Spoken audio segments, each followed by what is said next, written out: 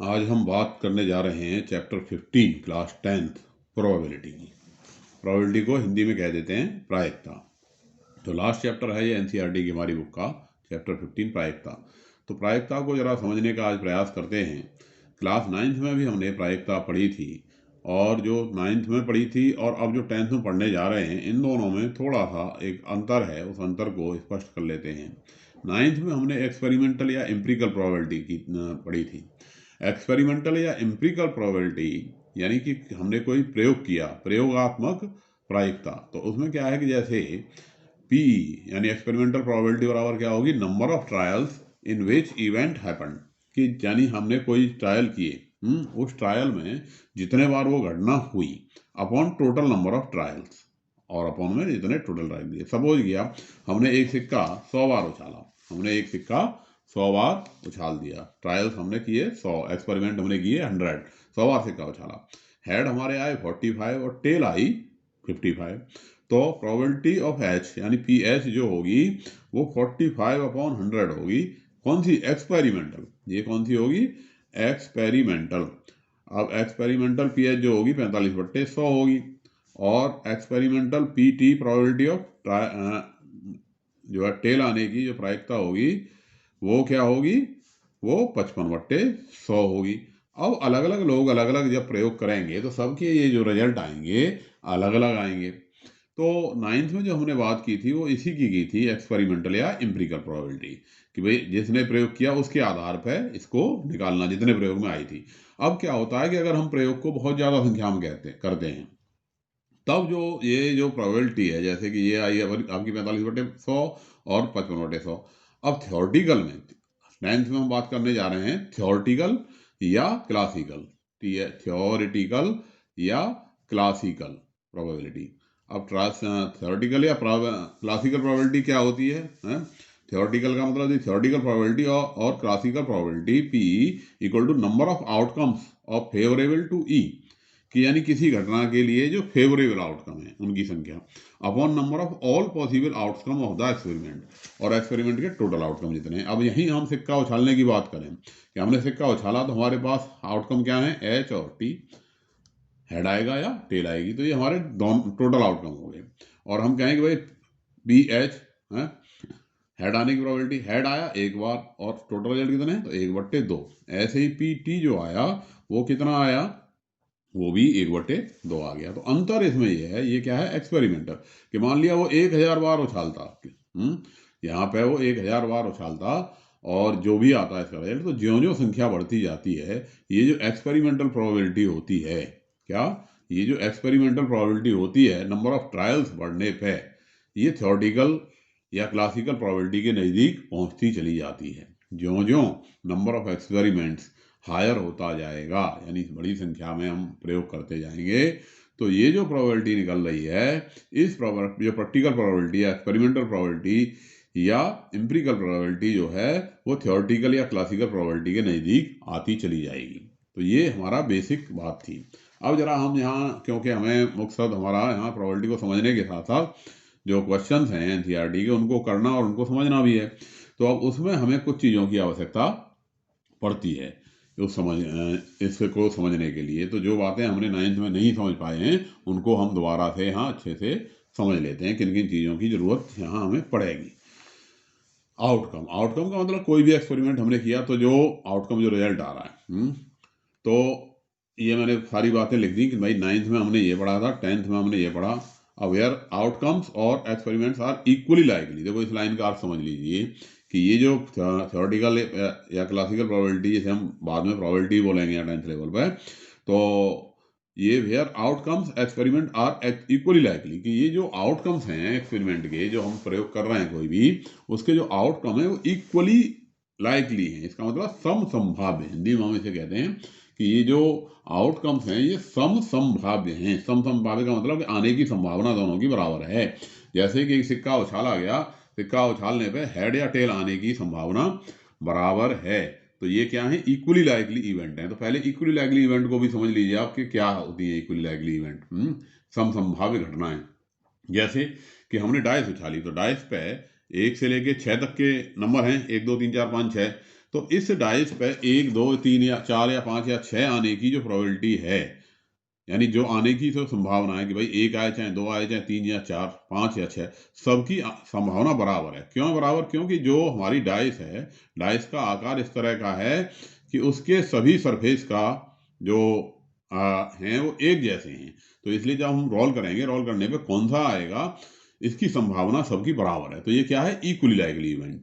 ऐसे ही ताश की गड्डी है, और ताश की गड्डी में 52 पत्ते हैं, 52 पत्तों में से कोई एक पत्ता निकाला, तो क्योंकि बाकी जो उनकी बैक साइड है, जो जो ऊपर का सतह है वो एक जैसा है, तो हमें उससे पता नहीं लग रहा कि पत्ते की वैरायटी क्या है।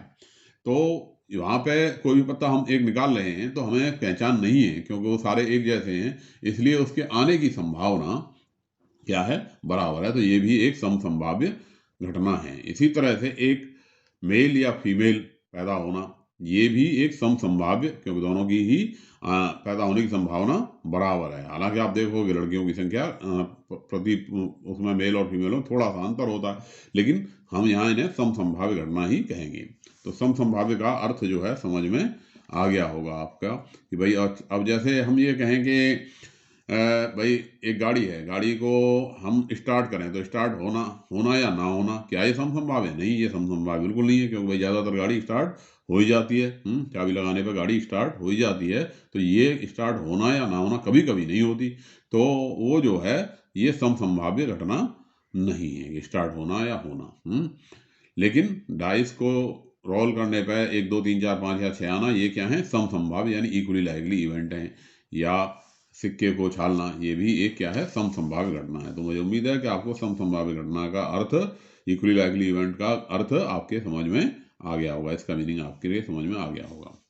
अब कुछ बातें और हमें समझनी है, जैसे कि total outcomes in tossing a coin. अब हम पहले सिक्के की बात कर लेते हैं, क्योंकि प्रायिकता जो प्रोबेबिलिटी है ये 12th में भी काफ़ी ज़्यादा है, 11 12th में काफ़ी है।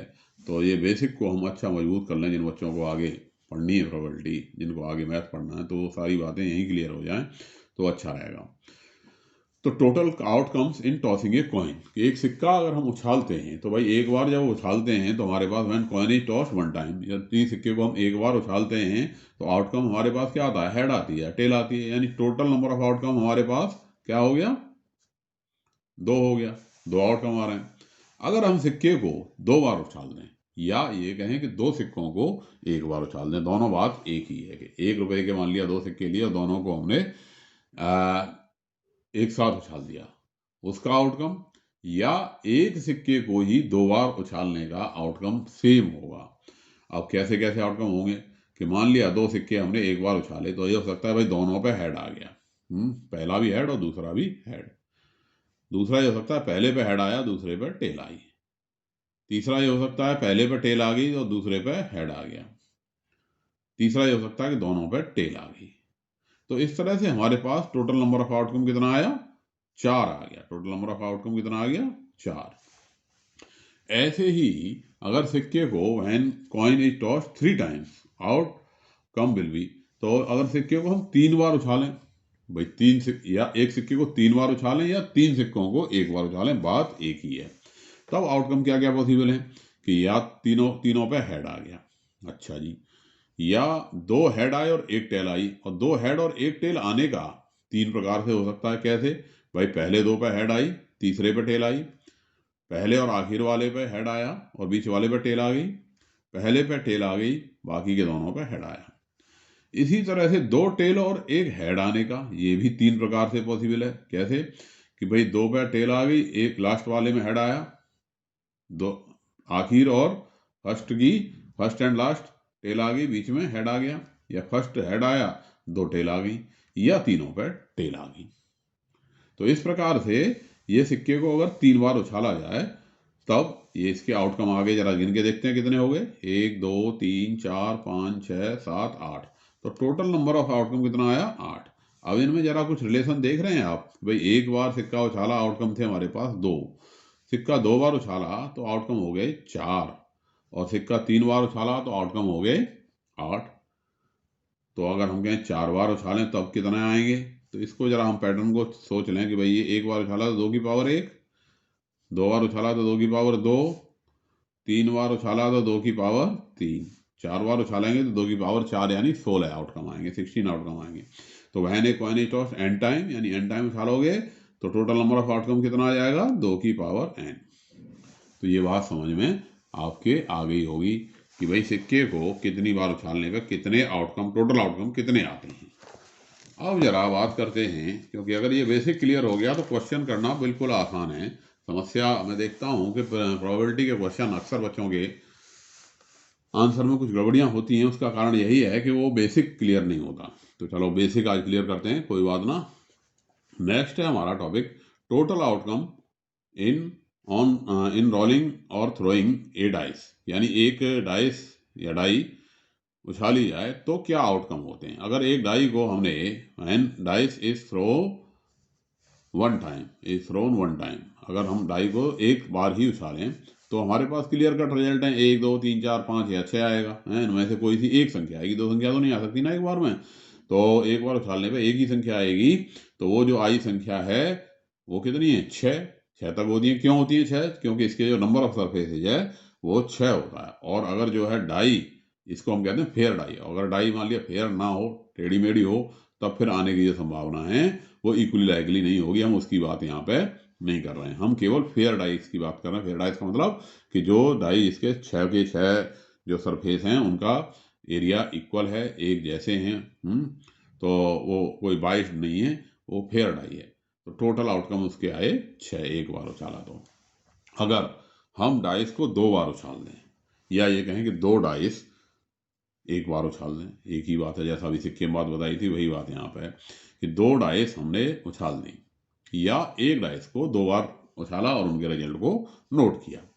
तो when dice is thrown 2 times, और we can say when 2 dices are thrown 1 time, एक ही बात है। अब इनके रिजल्ट क्या होंगे, इनके रिजल्ट जरा देखिए भाई। पहले पे मान लिया 1 आया, और दूसरे पे भी 1 आ गया, पहले पे 1, दूसरे पे 2, 1 1 1 3 1 4 1 5 1 6, इस तरह से पहले का। ऐसे ही 2 1 2 2 2 3 2 4 2 2 5 2 6, 3 1 3 2 3 3 3 4 3 5 3 6, 4 1 4 2 4 3 4 4 4 5 और 4 6, 5 1 5 2 5 3 5 4 5 5 और 5 6, 6 1 6 2 6 3 6 4 6 5 और 6 6। तो इस तरह से हमारे आउटकम आए, इनमें से ही कोई ना कोई आउटकम होगा, जो इससे अलग तो कुछ नहीं हो सकता। तो number of all possible outcome जो आया वो कितना आ गया, 6 का स्क्वायर। जैसे क्योंकि एक बार उछालने पे अगर 6 आते हैं तो 2 बार उछालने पे, जैसा कि अभी लास्ट में सिक्के में बताया था, 6 की पावर 2 यानी 36 आ जाएंगे आउटकम। ऐसे ही अगर 3 टाइम उछालें हम किसी डाइस को, तो अब जो आउटकम आएंगे वो 6 की पावर 3 यानी 216 आ जाएंगे। इसी तरह से अगर हम उसको n टाइम्स उछाल दें तो वही फॉर्मूला लग जाएगा, n टाइम्स यानी 6 की पावर n आउटकम आ जाएंगे। When dice is throne n times, number of all possible outcome will be 6 की पावर n। यानी एक बार में जितने आउटकम आते हैं उसी इवेंट को हम रिपीट करें तो जो आउटकम है उसकी पावर के रूप में चले जाते हैं। तो ये बात समझ में आ गई होगी डाइस की। अब तीसरी बात, ये बच्चों को, आजकल के बच्चों को बड़ा परेशान करती है, क्योंकि ये जो कल्चर है ये बदल गया है। पहले बहुत लोग ताश खेला करते थे और ताश के बारे में उनको पूरी जानकारी होती थी। अब प्लेइंग कार्ड्स जो 9th और 10th के मैं बच्चे देखता हूँ उनको प्लेइंग कार्ड्स के बारे में जो है पता नहीं होता, और लेकिन क्वेश्चन अब उनके हैं। तो हमें ताश खेलने की ज़रूरत नहीं है, हमें ताश को केवल इतना जानने की ज़रूरत है कि वो कौन कौन से ताश होते हैं जिससे कि हमारे क्वेश्चन हो सकें। क्योंकि खेलने वालों को तो सब पता होता ही है, लेकिन अब यहाँ पर 9th 10th ऐसा नहीं है कि आप जो है जा करके ताश की गड्डी ले आओ और उसे खेलना शुरू कर दो, ऐसी आवश्यकता नहीं है। लेकिन फिर भी ताश की गड्डी को एक बार देख जरूर सकते हो। तो उस प्लेइंग कार्ड्स के बारे में, और ज़्यादातर मैंने देखा है कि ज़्यादातर बच्चों को अब प्लेइंग कार्ड्स की नॉलेज नहीं है, तो उस नॉलेज को उतनी हम जरूर ले लेते हैं जिससे कि हमारे ये क्वेश्चन प्लेइंग कार्ड्स के हो जाएं। तो प्लेइंग कार्ड्स में 1 से लेकर के 10 तक, जैसे हम कहते हैं इक्का दुक्का तिक्का चौका पंजा छिक्का सत्ता अट्ठा नावा और दहला, देसी भाषा में इस तरह से इनको बोलते हैं। ये नंबर कार्ड्स कहलाते हैं। क्या कहलाते हैं ये? नंबर कार्ड या संख्या कार्ड। क्या कहलाएंगे? संख्या कार्ड या नंबर कार्ड। इनकी संख्या कितनी होगी? 1 से लेके 10 तक। फिर एक गुलाम का चित्र बना होता है, जैक, उसे अंग्रेजी में हम कहते हैं जैक, हिंदी में उसे कह देते हैं गुलाम। एक क्वीन, उसे हम हिंदी में कहते हैं बेगम। और एक होता है किंग, किंग को हम कह देते हैं बादशाह। तो जैक, क्वीन और किंग, इन तीनों को मिलाकर के हम कह देते हैं फेस कार्ड। क्या कह देते हैं इनको? Face card. चित्रपत्ता, हिंदी है इसकी चित्रपत्ता। क्या है हिंदी इसकी? चित्रपत्ता। तो ये 3 चित्रपत्ता होते हैं। अब एक इस तरह से एक वैरायटी के हमारे पास 13 कार्ड हो गए टोटल। कितने? 1 से लेके 10 तक के कार्ड को हम क्या कहेंगे? Number card. फिर जैक से लेके queen, jack, queen and king, इन तीनों को हम कहेंगे फेस कार्ड या चित्रपत्ता। अब एक वैरायटी कितने हुए? और हमारे पास 4 वैरायटी होती है टोटल। ताश में हमारे पास 4 वैरायटी होती हैं।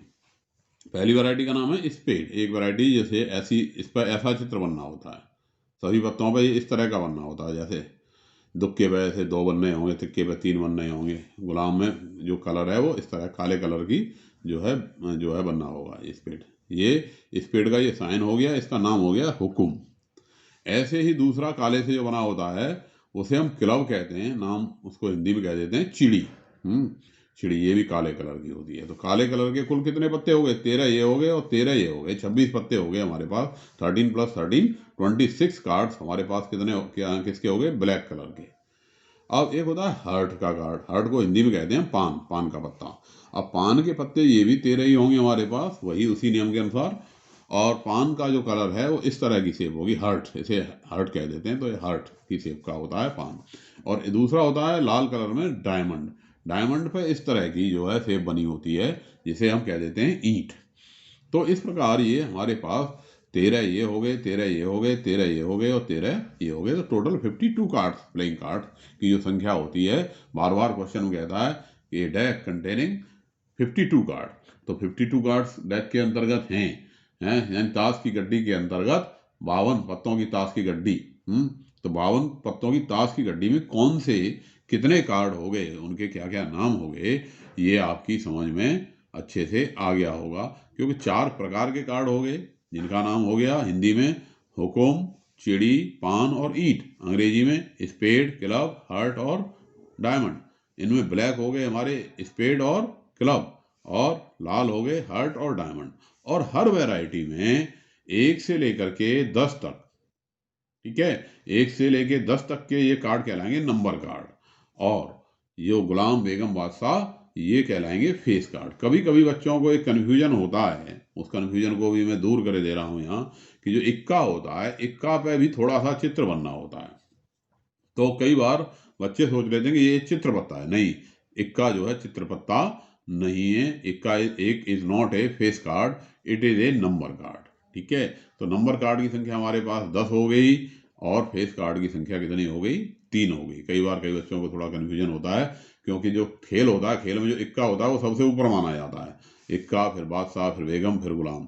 तो इससे कई बार कई बच्चे कन्फ्यूज हो जाते हैं कि इक्का तो सबसे ऊपर होता है, नहीं बादशाह किससे भी आगे ज़रा आना चाहिए, 2 से शुरू होना चाहिए, तो इक्का फेस कार्ड होना चाहिए। ऐसा नहीं है, इक्का फेस कार्ड नहीं है। फेस कार्ड केवल गुलाम, बेगम और बादशाह हैं, जैक, क्वीन और किंग हैं। एक से लेकर के 10 तक के। हम यहाँ प्रायिकता के हिसाब की बात कर रहे हैं, खेल की बात नहीं कर रहे। खेल में सबकी अलग अलग इम्पोर्टेंस है। तो यहाँ पे जो यहाँ पे जो है प्रायिकता के लिए हम इसे क्या में गिनेंगे? इक्के को जो है नंबर कार्ड में ही गिनेंगे। तो ये बात समझ में आ गई होगी। अब कुछ इम्पोर्टेंट रिजल्ट हैं, some important things to remember. इस जो है पाठ की कुछ महत्वपूर्ण बातें जो थोड़ा हम रिवाइज कर लेते हैं। उन महत्वपूर्ण बातों को जैसे कि the sum of the possible probabilities of all the elementary events of an experiment is 1। यानी किसी भी एक्सपेरिमेंट की सभी एलिमेंट्री इवेंट्स का जो सम होगा वो 1 होगा। अब एलिमेंट्री इवेंट क्या होंगी? जैसे सिक्का उछाला गया तो एलिमेंट्री इवेंट क्या है? हेड आना या टेल आना। तो हेड आने की प्रोबेबिलिटी भी 1/2 और टेल आने की भी 1/2। दोनों को जोड़ोगे तो क्या आ गया? 1। इसी तरह से डाइस उछाली गई तो डाइस में जो है एलिमेंट्री इवेंट क्या हो गई? 1 आना, 2 आना, 3 आना, 3, 4, 5 या 6 आना, यानी टोटल आउटकम्स हैं वो क्या आ सकते हैं भाई, 1, 2, 3, 4, 5 या 6 आ सकते हैं। तो ये क्या कहलाएंगी, एलिमेंट्री इवेंट। इन सब की प्रोबेबिलिटी को अगर हम जोड़ दें तो वो क्या हो गया, 1 होगा। ऐसे ही आप कह सकते हो कि अगर एक बैग है और बैग के अंदर एक ब्लैक चार, मान लिया एक बैग है और बैग में सपोज किया एक बैग है और बैग में हमारे पास ब्लैक बॉल हैं 4 और रेड हैं मेरे पास, मान लिया उस बैग में 5 और ग्रीन हैं 6। तो अब इस बैग में कितनी बॉल होगी, 4 और 5, 9 और 6, 15 बॉल हैं, ठीक है। अब जो एलिमेंट्री इवेंट होगी, क्योंकि जो निकलेगी इसमें से वो क्या निकलेगी, अगर एक निकालें हम बॉल तो ब्लैक निकल सकती है, रेड निकल सकती है या ग्रीन निकल सकती है। तो ये ब्लैक निकलना, रेड निकलना या ग्रीन निकलना, ये क्या कहलाएगा, एलिमेंट्री इवेंट। Elementary event. अब इनकी अगर हम प्रोबेबिलिटी को जोड़ दें, जैसे ब्लैक निकलने की प्रोबेबिलिटी कितनी हो गई, 4/15। ऐसे ही रेड निकलने की प्रोबेबिलिटी कितनी होगी, 5/15। ग्रीन निकलने की प्रोबेबिलिटी क्या होगी, 6/15। अगर हम इन तीनों को जोड़ दें तो हमारा आंसर 1 आएगा, यानी सभी एलिमेंट्री इवेंट्स की प्रोबेबिलिटी का सम क्या होता है, 1 होता है। ऐसे ही एक दूसरा रिजल्ट है PE plus P not E equal to 1, यानी किसी घटना के होने की प्रायिकता प्लस घटना के ना होने की प्रायिकता, दोनों का सम क्या होगा, 1 होगा। यानी PE plus P not E equal to 1। यानी अब नॉट ई को हम ई बार से भी डिनोट करते हैं, ये ई के ऊपर बार लगा देते हैं तो ये नॉट ई की तरह काम करता है। नॉट ई लिखो या पी ई के ऊपर बार लिखो, एक ही बात है। यानी पी ई प्लस पी ई के ऊपर बार इक्वल टू 1। या हम ये कह सकते हैं P E bar equal to 1 minus P E, यानी किसी घटना के ना होने की प्रायिकता बराबर 1 माइनस घटना के होने की प्रायिकता, ठीक है। तो P E and P E bar are called complementary event. इनको क्या कहते हैं हम, कॉम्प्लीमेंट्री इवेंट। तो कभी कभी सिंपल क्वेश्चन पूछ लेता है कि भाई कॉम्प्लीमेंट्री इवेंट्स की प्रोबेबिलिटी का सम क्या होता है, तो ऑब्वियसली क्या हो जाएगा, कॉम्प्लीमेंट्री इवेंट की संपूरक घटनाओं की प्रायिकता का जोड़ कितना हो जाएगा, 1 हो जाएगा, क्योंकि P E plus P E bar equal to 1 for impossible event. अब एक बात आती है इम्पॉसिबल इवेंट। इम्पॉसिबल इवेंट क्या होती है, असंभव घटना। असंभव घटना क्या होती है कि जो घटना हो ही ना सकती हो। कैसे कि जैसे हम डाइस उछालें और हम कहें कि 10 आया, डाइस उछाली और क्या आया रिजल्ट, 10 आया, तो भाई 10 तो उसमें है ही नहीं, तो ये क्या हो गई, ये इम्पॉसिबल इवेंट होगी। तो जो घटना नहीं हो सकती उसकी प्रोबेबिलिटी क्या कहलाती है, उसकी प्रोबेबिलिटी 0 कही जाती है, पीई 0, क्योंकि वो घटना होनी ही नहीं है, यानी वो उसके पॉसिबल आउटकम में है ही नहीं। क्योंकि हमारा प्रोबेबिलिटी का फॉर्मूला क्या है, probability equal to favourable outcome upon total outcome. तो जो इम्पॉसिबल इवेंट है वो फेवरेबल आउटकम या टोटल आउटकम कहीं है ही नहीं, यानी उसकी संख्या क्या होगी, 0। ऐसे ही फॉर श्योर इवेंट और सर्टेन इवेंट, दूसरी घटना होती है श्योर इवेंट या सर्टेन इवेंट, जिसका होना निश्चित हो। है जैसे कि हम कहें कि हमने एक सिक्का उछाला, हेड या टेल आने की प्रोबेबिलिटी, भाई सिक्का उछालेंगे तो या तो हेड आएगा या टेल आएगा, तो कमिंग ए हेड और ए टेल हम कहें। या ये कहें कि हमने एक डाइस उछाली और जो संख्या आई वो 7 से छोटा एक पूर्णांक है, we get number, find the probability of getting a number less than 7 on rolling a dice। अब डाइस उछाली है और जो सिक्का आया है वो सिक्का जो आया है वो एक जो है 7 से कम तो पूर्णांक आएगा ही आएगा, क्योंकि भाई 1 2 3 4 5 6 आएगा, वो सारे के सारे 7 से छोटे हैं। तो उस घटना वो क्या होगी, श्योर इवेंट होगी, श्योर इवेंट या सर्टेन इवेंट होगी। तो उसकी प्रोबेबिलिटी 1 हो जाती है। क्यों होगी 1, क्योंकि सारे के सारे outcome, total outcome favourable outcome हैं।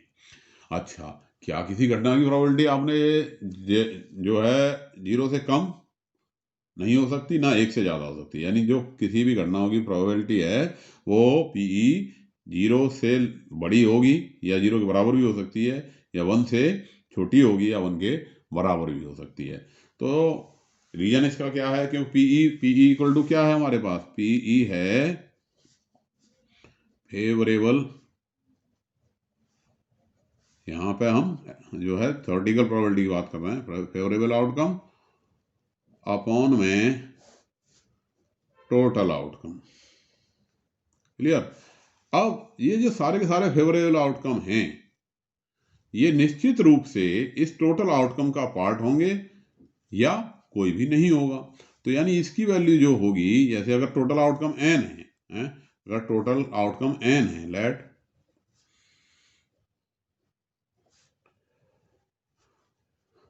Total outcome equal to n, तो ये जो फेवरेबल आउटकम होगा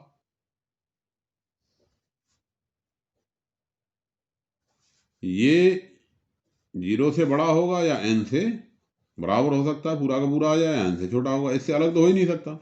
तो यानी ये जो संख्या आएगी इसकी वैल्यू 0/n से, यानी पीई की वैल्यू जो आई वो कहाँ से कहाँ तक आई, पीई की वैल्यू कहाँ से कहाँ तक आई, 0/n से लेकर के और कहाँ तक आई, n/n तक आई। या हम इसे ये कह सकते हैं कि 0 से लेकर के इसकी वैल्यू, पीई की वैल्यू जो आई वो कहाँ तक आ गई, 1 तक आ गई। तो इस तरह से इसका प्रूफ हो गया कि भाई ये क्यों आई। अब जरा बात करते हैं, हमारे पास एक्सरसाइज है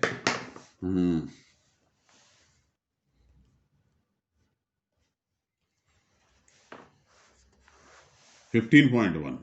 अब अगर आपने ये सारी बातें ध्यान से सुन ली होंगी तो ये एक्सरसाइज आपके लिए बिल्कुल ही इजी है। पहला हमारा कहता है इसमें कि फिल इन द ब्लैंक्स, कि complete the following statement. Fill in the blanks का क्वेश्चन 1 नंबर का आता ही है। तो कंप्लीट द फॉलोइंग स्टेटमेंट, इन स्टेटमेंट को पूरा कीजिए। Probability of an event E plus probability of the event not E, P E plus P not E. अभी क्या बताया था, दोनों का सम क्या होगा, 1 होता है। क्यों होता है ये भी बताया था, रीजन इसका क्लैरिफाई किया था। तो अगर आपने बात सुन ली होगी पिछली तो यहाँ आंसर 1 देने में आपको कोई प्रॉब्लम नहीं आएगी। ऐसे ही सेकंड क्वेश्चन है, the probability of an event can not happen, the probability of an event that can not happen, यानी ऐसी घटना जो हो ही नहीं सकती उसकी प्रोबेबिलिटी क्या होगी, ऐसी इवेंट को हम क्या कहते हैं, इम्पॉसिबल इवेंट। और ऐसी तो उसकी जो प्रोबेबिलिटी क्या होगी, जो नहीं होने वाली घटना है उसकी प्रोबेबिलिटी 0 होगी। और सच इवेंट इज कॉल्ड, क्या कहते हैं, इम्पॉसिबल इवेंट। ऐसी घटना को असंभव घटना कहते हैं। ऐसे तीसरा पार्ट है इसका, the probability of an event is certain to happen is 1, यानी जो घटना का होना निश्चित हो, जो अभी बताई थी, श्योर या सर्टेन इवेंट, तो जिसकी उसकी प्रोबेबिलिटी क्या होगी होने की, 1। और such an event is called sure और सर्टेन इवेंट। इस प्रकार की घटना को हम श्योर या सर्टेन इवेंट कहते हैं। इसी प्रकार से the probability of an event that is certain to happen is, यानी जिसका होना निश्चित हो उसकी प्रोबेबिलिटी क्या होगी, 1 होगी। Such an event is called sure और सर्टेन इवेंट। इस प्रकार की घटना को हम श्योर या सर्टेन इवेंट कहते हैं। इसी तरह से फोर्थ है ये, the sum of the probabilities of all elementary events of an experiment is, क्या होता है, एलिमेंट्री इवेंट्स का भी क्या बताया था, से इसका सम होता है 1, यानी सारी एलिमेंट्री इवेंट्स की अगर प्रोबेबिलिटी को हम जोड़ दें, और क्यों होता है ये भी हमने प्रूव करके बताया था, तो 1 होता है। ठीक है। पांचवा क्वेश्चन क्या कह रहा है, पांचवा पार्ट क्या कह रहा है, the probability of an event is greater than और इक्वल टू, फिर खाली जगह, एंड लेस देन और इक्वल टू, यानी जो प्रोबेबिलिटी होती है, अभी क्या प्रूव करके बताई थी कि भाई ये 0 से 1 के बीच में लाई करती है, तो 0 से बड़ी होगी, ग्रेटर देन और equal to 0, and less than और इक्वल टू 1। तो 0 या 0 से बड़ी या उसके बराबर, या 1 से छोटी या उसके बराबर हो सकती है। अब दूसरे क्वेश्चन में अभी हमने इक्वली लाइकली इवेंट्स के बारे में डिस्कस किया था कि which of the following experiment have equally likely outcome explain, इनमें से किसके इक्वली लाइकली जो है एक्सपेरिमेंट है और कौन इक्वली लाइकली नहीं है। तो a driver attempt to start a car, the car start or does not start. भाई ड्राइवर ने कार को स्टार्ट करने की कोशिश की, कार स्टार्ट होती है या कार स्टार्ट नहीं होती, दो घटनाएं हैं, ये तो बात सही है। लेकिन क्या ये इक्वली लाइकली है, ये बिल्कुल इक्वली लाइकली नहीं है। ठीक है, क्यों नहीं है, क्योंकि स्टार्ट होने की और ना होने की संभावना जो है बराबर नहीं है। ठीक है ना, क्योंकि भाई कार अगर सही सलामत स्थिति में तो वो स्टार्ट होगी, और ख़राब स्थिति में तो नहीं स्टार्ट होगी। यानी it will depend on the car, not, मतलब सभी कारों के लिए एक जैसी नहीं होगी, इसलिए यह समसंभाव्य घटना नहीं है। ऐसे ही a player attempts to shoot a basketball, she or he shoots or misses the shoot, कि अगर खिलाड़ी बॉल को शूट करने की प्रयास करता है तो उसको वो शूट करेगा या मिस करेगा, इसकी प्रोबेबिलिटी, तो ये भी समसंभाव्य नहीं है, क्योंकि इसके बारे में भी कुछ नहीं कहा जा सकता कि वो शूट कर पाएगा या नहीं कर पाएगा। तो ये इक्वली लाइकली इवेंट या समसंभाव्य घटना नहीं है। A trial is made to answer true false question, भाई ट्रू फॉल्स क्वेश्चन है और उसका आंसर देना है दी आंसर राइट और रॉन्ग। तो आंसर के राइट या रॉन्ग होने की जो प्रोबेबिलिटी है, ये इक्वली लाइकली इवेंट है कब, कि भाई उसने तुक्का मारा है कि ट्रू और फॉल्स में से एक उसने लगाया, अब ट्रू सही है या फॉल्स सही है, कौन सा सही है, अगर उसे नॉलेज नहीं है तो ये फिर एक इक्वली लाइकली इवेंट है कि सही हो भी सकता है, नहीं भी हो सकता, दो आउटकम है, दो में से एक सही है एक गलत है। ऐसे ही a baby is born, it is a boy or a girl, पैदा होने वाला बच्चा है वो बॉय या गर्ल होने की उसकी प्रोबेबिलिटी दोनों की ही बराबर है। तो ये क्या है, इक्वली लाइकली आउटकम है, क्योंकि ये पहले से प्री डिसाइड नहीं कर सकता कोई कि ये जो है बच्चा पैदा होने वाला जो है बॉय होगा या गर्ल होगी, इसलिए ये क्या है, इक्वली लाइकली इवेंट है। तो इस तरह से दोनों क्वेश्चन आपके समझ में आ गए होंगे और नेक्स्ट वीडियो में हम पूरी एक्सरसाइज को ख़त्म करेंगे। तो तब तक ये बेसिक को समझिए और इन दो क्वेश्चंस को कीजिए। नेक्स्ट वीडियो में फिर मिलेंगे एक्सरसाइज 15.1 को के बाकी के 3 से लेकर के 25 क्वेश्चन को करेंगे। धन्यवाद।